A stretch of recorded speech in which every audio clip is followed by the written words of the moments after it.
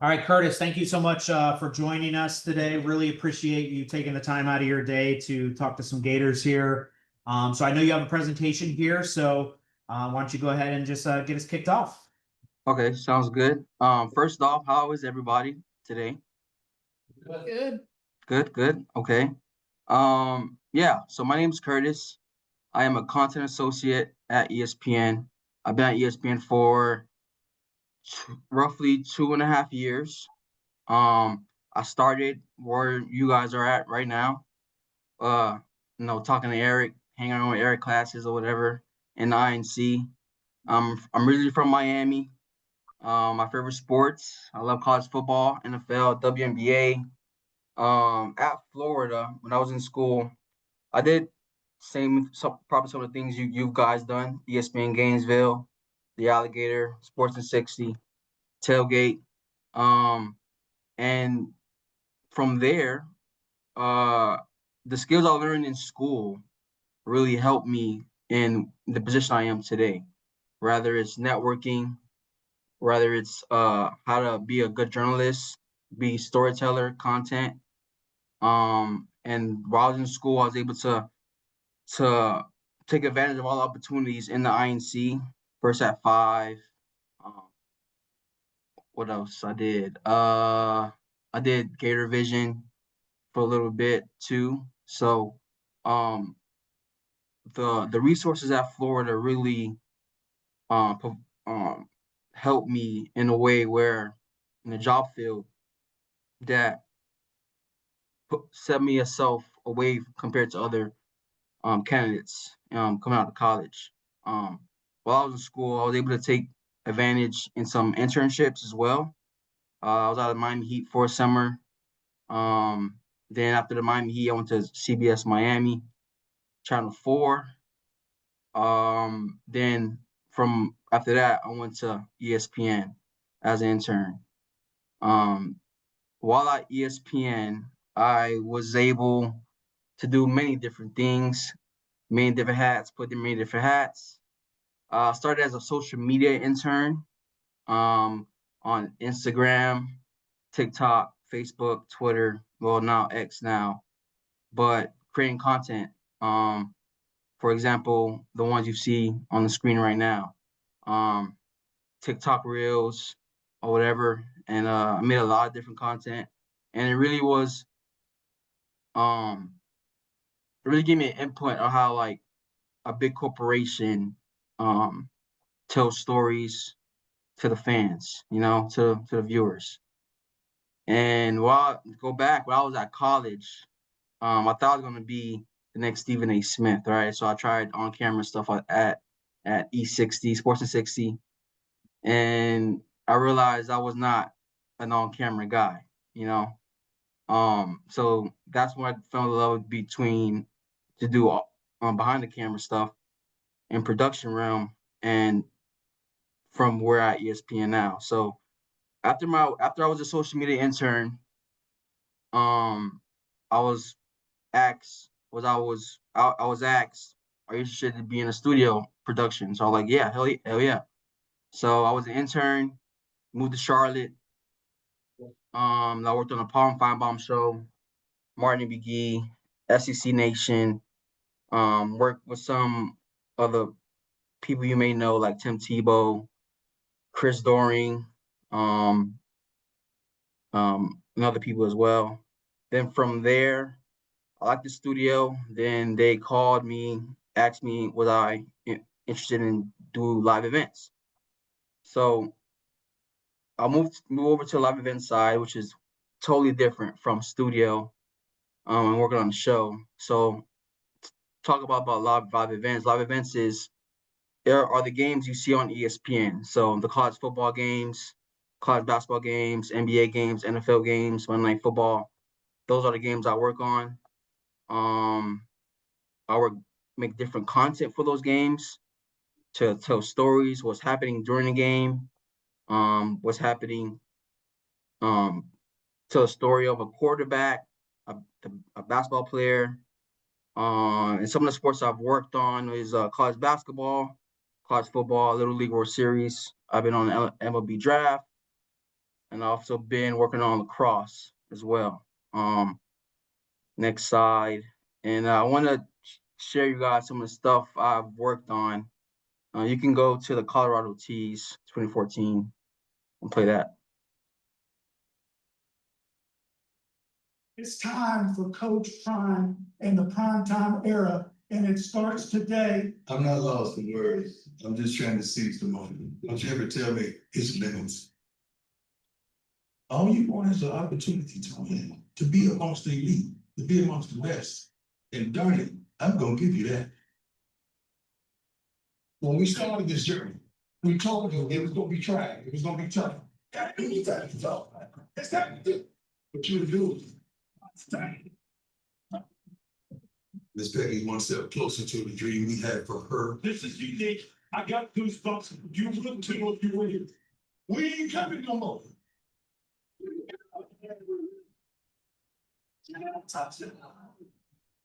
Shador Sanders, one of the best quarterbacks in the country. Travis Hunter is the man. He is the definition of him. It made my thing music. I think that's it, Eric. Yep. So talk a little bit about that. To give you a little glimpse of my day-to-day right now as a content associate on the live events team. Every week, I get an email from my producer or my ISO producer of list of things they want, stories they want to tell, and like things to highlight for a game. So in this specific piece for this Colorado Tees, it was at the end of the season last year. I think it was week 14. I think it was their last game, one of their last games. And my producer asked me, I want you to tell a story about Colorado and Deion Sanders during that year and how Deion got there. So this little piece aired at the beginning of a football game last year on ESPN. I think they played Kansas State, I believe, and it aired during that time. So another piece I can call up right now is Eric, you can go to Fenway Bowl. Yep. Tees.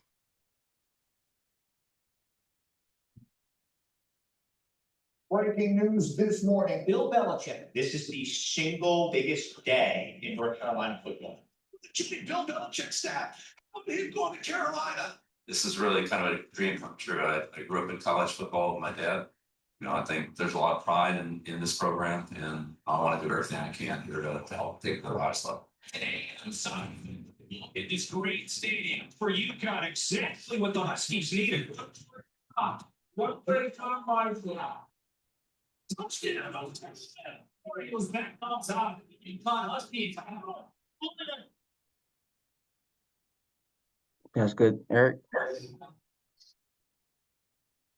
In that Pacific piece, it was during the time bowl season, and then North Carolina was playing against UConn in the Fenway Bowl last December. And as you may know, Bill Belichick was hired to be the coach. So to tell the story right before this game, my producer asked me, "Hey, you want to tell a story about Bill Belichick coming into North Carolina, but also highlight that North Carolina is playing against UConn in this bowl game." So that's the type of piece I was able to make. And now you can also go to the Billy Napier Swamp piece as well. Eric, but right before you play it, I want to explain real quick. So I do video, but I also do cartoons, animations as well. Being on a live events team and being a Gator, I was kind of happy and kind of, we're working on a piece like this. I'm happy he's gone, by the way, but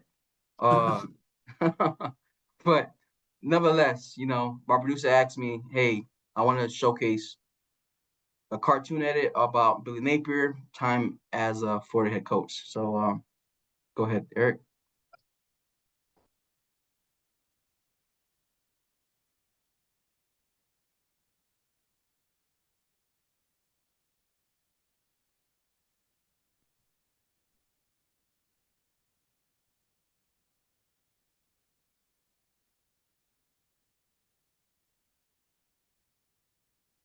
That's good. So yeah, so those are some of the things I'll do for football, but sports is year round, and I want to work on football for 6 months out of the year. During the spring and summertime, I work on other sports as well, like lacrosse and the little league or whatever. So you can queue up the feature piece, Eric, real quick.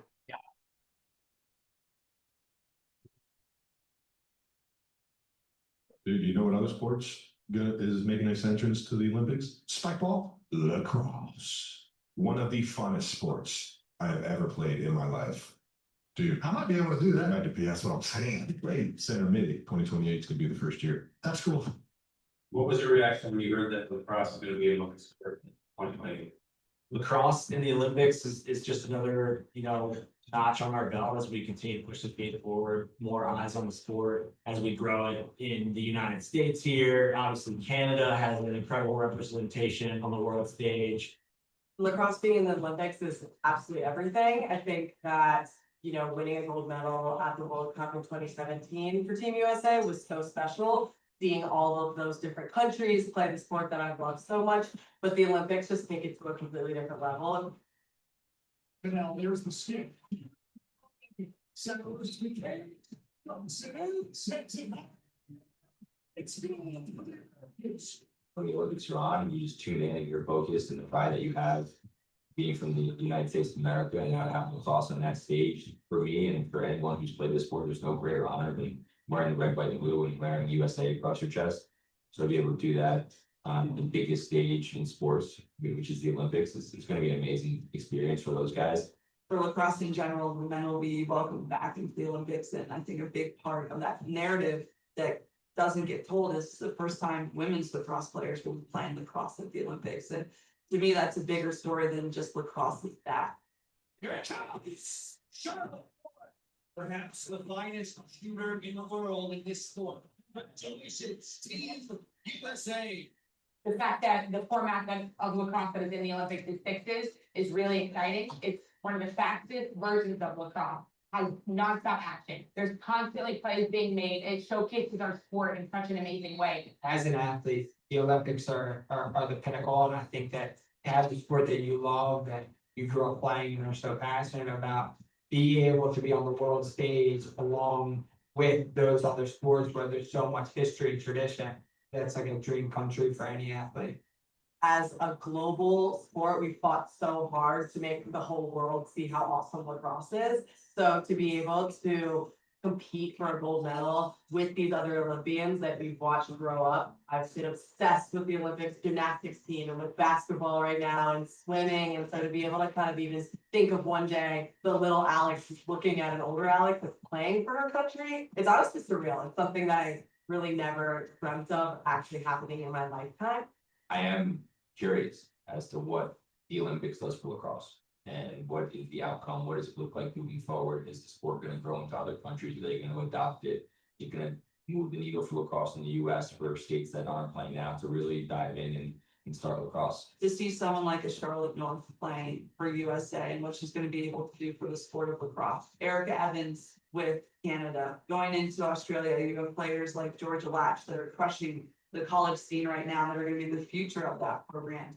There's names across the world that people are going to be tuned in to having that TV on. They're not going to be able to keep their eyes off of them. This game is powerful. It's spiritual. It's not just reserved for a specific group of people. It's for everybody. And I think the magic of playing lacrosse with a friend or competing at the highest level, grateful that the Olympics is just going to showcase that to the rest of the world. And the more people can watch our sport, I think the more people will fall in love with it. See that coming up in 2028, to see it, to live it, to breathe it, is something I never thought was possible. The sky's the limit for lacrosse players as soon as we touch down in that Olympic village. I think that's good, Eric. Yeah, so those are some of the stuff I've worked on here while out here at ESPN. You guys a little glimpse of some of the content that is produced for a live event broadcast. And I'm here for any questions. Um, Don't ask him about YouTube TV. yeah, just don't ask me about YouTube TV. You know, yeah. That's awesome, Curtis. And thank you for sharing your work. That's some really cool stuff that you've done and got to work on. So I'll start off the questions. Just so from a Miami guy's perspective, moving up north to Charlotte, North Carolina, and going somewhere maybe you're not so familiar with. What's it been like the transition for you? You know, going from Miami, you know, leaving college from the state of Florida, and then going up to Charlotte, and you know, meeting new people and having a new job and Yeah. all that stuff.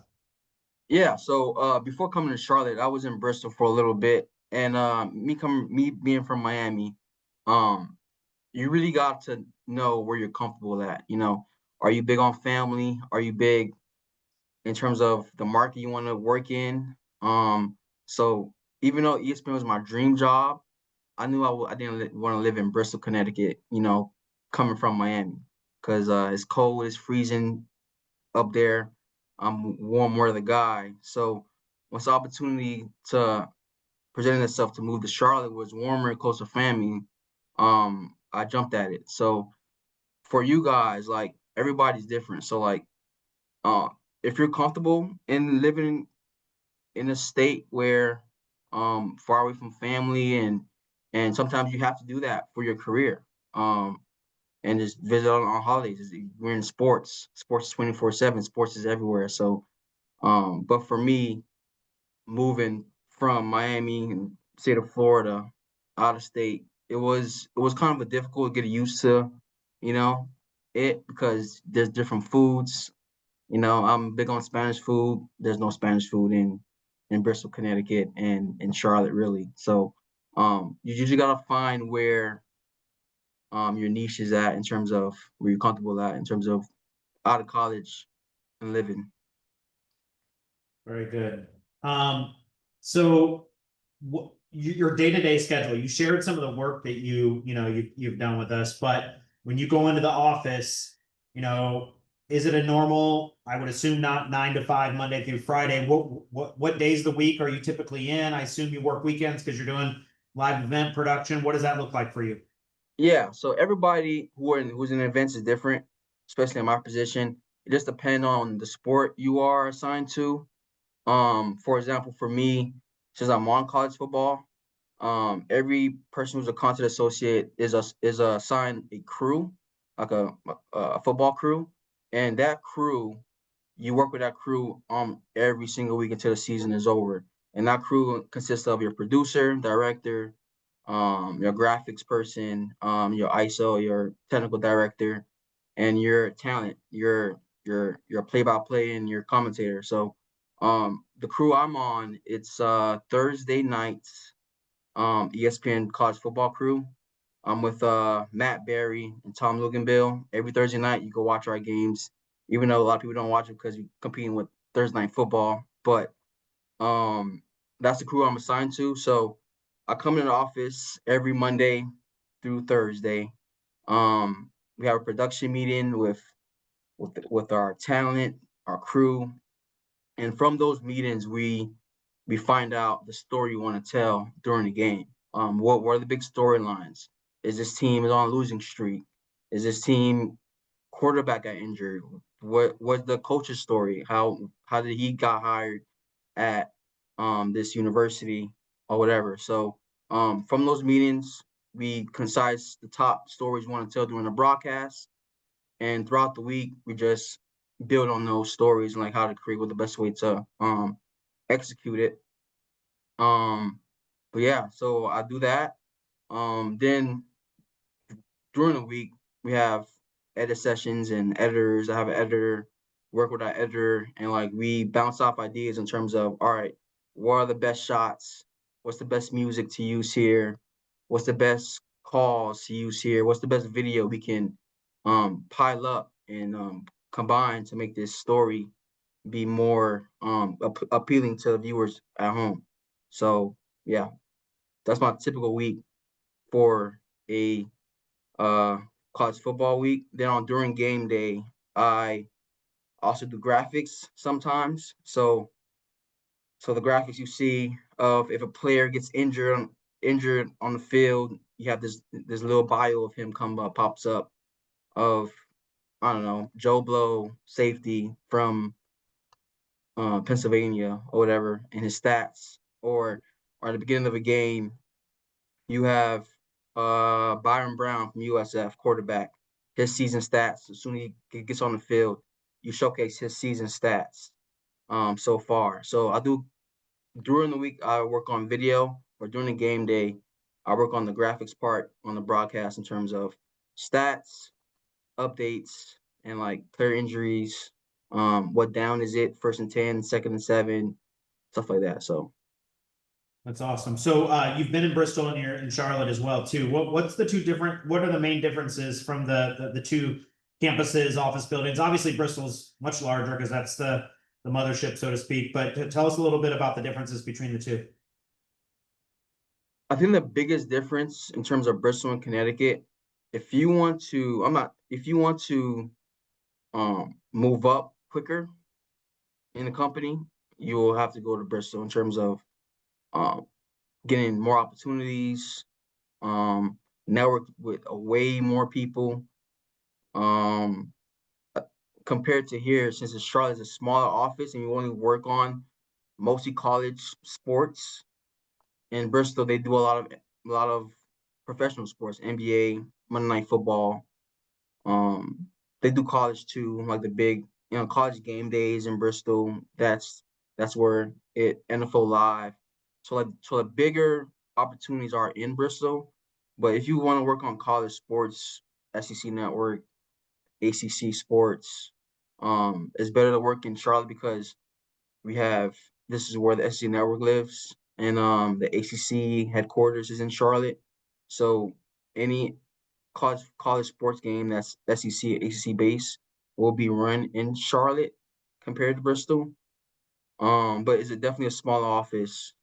But on the Cohen side of things, it's, in my opinion, a better living situation compared to Bristol. Because Bristol is very small, Connecticut very, very small. But if you want to grow in terms of your career base, it's better to go to Bristol because you have more opportunities to grow. Well, that's a good comparison. Questions for Curtis? Dick, go ahead. Hey Curtis, I just wanted to ask, how did your day look different when you were working on the studio shows? Studio shows, you basically, what's the right way to say this? You basically come in, you sit down, and you open up EMPS on the rundown, and you basically find your name, and you just work on the assignments you're assigned to. I mean, you have some like creative freedom in the studio shows in terms of working with your producer, working on talent.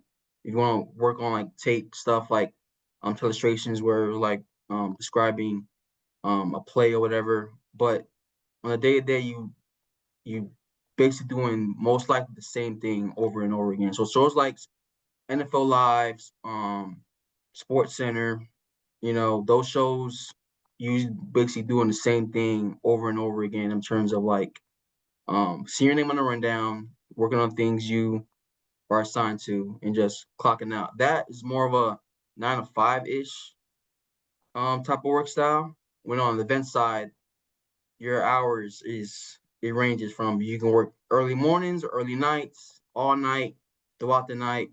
You can work 50 hours one week, 70 hours the next week, or 30 hours one week. But on the studio side is you basically working on that specific show that day, and you have a call time to come in office. And when that show is over, most likely you're done for the day. So that's the biggest difference between studio and events in terms of day-to-day work. Other questions for Curtis? What kind of advice do you have for students? These guys are getting ready to head out into the job force probably within the next month, or 5 or 6 months, depending on when they graduate. You've obviously been with the Heat, CBS 4 in Miami. You're both places at ESPN with Bristol and Charlotte. So you've been able to go through the interview process, apply for jobs. network, all that kind of fun stuff. What's worked for you? For me, Yeah. shooting a shot. Shooting a shot. Don't be afraid to shoot an email or reach out to somebody on LinkedIn. You know, don't be, insecure in terms of like, oh, this person may not get back to me or whatever. So like, the opportunities that I've had were just me just asking, hey, I want to learn more of what you do in your day to day. You have time to talk for 15 minutes. And like and also leaning into Eric and professors at Florida. I know Eric. I don't know if Eric can still do those Facebook updates. I'm not sure if he Oh still yeah, do we do those. like the newsletter and all that kind of stuff. Yeah, yeah. Yeah, Yep. yeah. So those newsletters, there's plenty of information on those newsletters in terms of internships, um, and opportunities. So like what worked for me was just shooting my shot and just, you know, throwing Hail Marys and see if it landed or not. Doing research in terms of if you were applying for a local television station, right? Try to watch a broadcast of that television station to learn how do they operate in terms of different A to B blocks or whatever, and like what type of content they usually do, and or what they do differently compared to other news stations, right? If you're applying for a job like ESPN or Fox or CBS, know a little bit about what they do, you know. If you come in the interview process in terms of and don't know no idea what type of content that company does, why that person will hire you.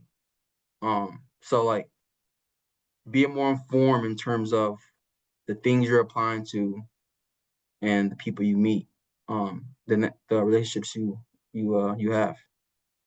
Really good advice. All right, well, Curtis, we're going to let you go. We really appreciate your time. Thank you so much for putting the presentation together. That was super cool to see some of the work that you've been doing, and it's great to see you. Thanks for joining us, man. Thank you. Also, my contact information is on that slide. So if anybody is willing to reach out, I'm here, LinkedIn, and on email. Thank you guys, appreciate it. That sounds good, Curtis. I'll share it with the class in an announcement. We really appreciate your time. Take care, man. All right, take care. Thanks, Eric. Thank you.